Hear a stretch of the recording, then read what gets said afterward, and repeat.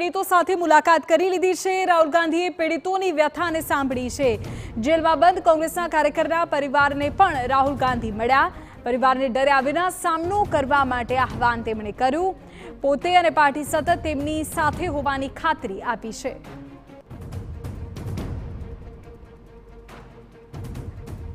તો આપને કહી દઈએ કે આજે રાહુલ ગાંધીએ તમામ લોકોને મળ્યા કે જેઓ અગ્નિકાંડમાં જેમણે પોતાના સ્વજનને ગુમાવ્યા છે, સાથે જે કાર્યકરોના પરિવારને પણ મળ્યા કે જેઓ અત્યારે સાબરમતી જેલમાં બંધ છે। તેમની સાથે મુલાકાત કર્યા બાદ રાહુલ ગાંધીએ કહ્યું કે પાર્ટી સાથે છે તેમની।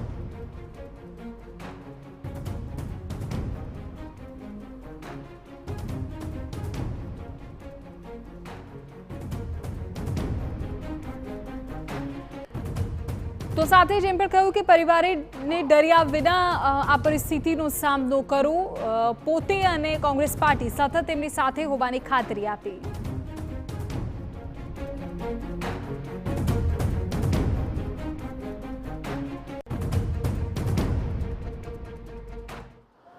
કોંગ્રેસ કાર્યાલય બહાર પથરાવની ઘટના બાદ કોંગ્રેસના કેટલાક કાર્યકર્તાઓની અટકાયત કરવામાં આવી હતી। ધરપકડ બાદ રાહુલ ગાંધી આજે એમને મળવા જવાના હતા, પરંતુ એમને જ્યુડિશિયલ કસ્ટડીમાં મોકલી આપવામાં આવ્યા હતા અને એના જ કારણે રાહુલ ગાંધી એમના પરિવારજનોને મળ્યા છે। એ પરિવારજનો આપણી સાથે છે, એમની સાથે વાતચીત કરીએ।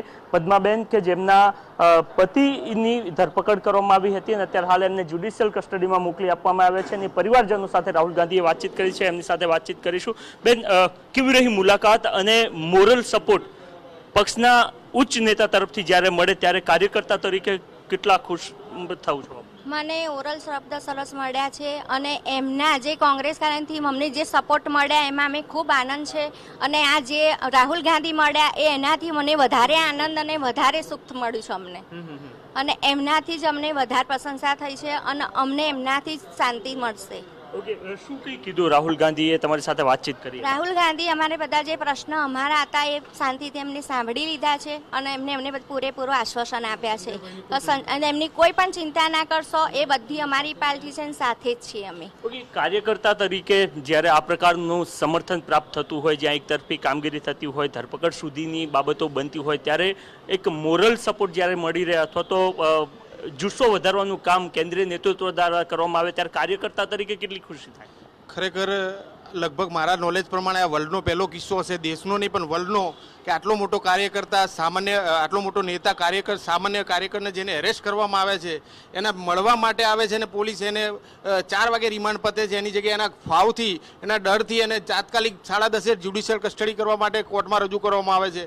અને તેમ છતાં એ પોતા દરેક જેટલા 5 માણસો છે, પાંચેના ફેમિલીને ઇન્ડિવિજ્યુઅલ દરેકના નામ સાથે શું કરે છે, શું તકલીફ છે, ઘરમાં કોઈ કમાનાર છે કે નહીં, અને એમને એટલો જુસ્સો આપ્યો કે આ લોકો હજુ મહિનો રહે તો એમના પરિવારે એવું કીધું છે બધા કે સાહેબ અમારા વાઘ છે અને હજુ મહિનો રહેશે, તમે મળ્યા છો તો વર્ષ રહેશે તો અમને કંઈ અફસોસ નથી, આવનારા દિવસમાં ફરી ધરપકડ થશે તો અમારા ફેમિલી તરફથી આ ધરપકડ ઓરવામાં આવશે। એવો રાહુલ ગાંધીના આવવાથી આ જુસ્સો મળ્યો છે। આ દિવસનો પહેલો ઇતિહાસ એટલે દરેક પરિવારના સભ્યોએ એમનો ખૂબ ખૂબ આભાર વ્યક્ત કર્યો કે આવડા મોટા નેતા જો આપણે અમારી ખબર અંતર પૂછવા આવ્યા એટલે અમારે હવે મહિના સુધીનો જુસ્સો, અમારા મહિના સુધીની એનર્જી, મહિના સુધીનો જમણવાર થઈ ગયો હોય એવું અમને પહેલી થયું છે। ઓકે, તો કાર્યકર્તાઓનો જુસ્સો જળવાઈ રહે એ ખૂબ જરૂરી હતી અને આ જ બાબતને ધ્યાનમાં રાખીને તાત્કાલિક કોલ લેવામાં આવ્યો અને ત્યારબાદ રાહુલ ગાંધી અમદાવાદ પહોંચ્યા, એ પરિવારજનોને મળ્યા અને એમને હિંમત આપવાનું કામ કરાયું।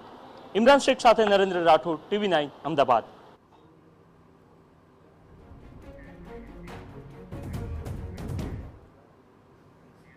વાત હવે અમિત શાહની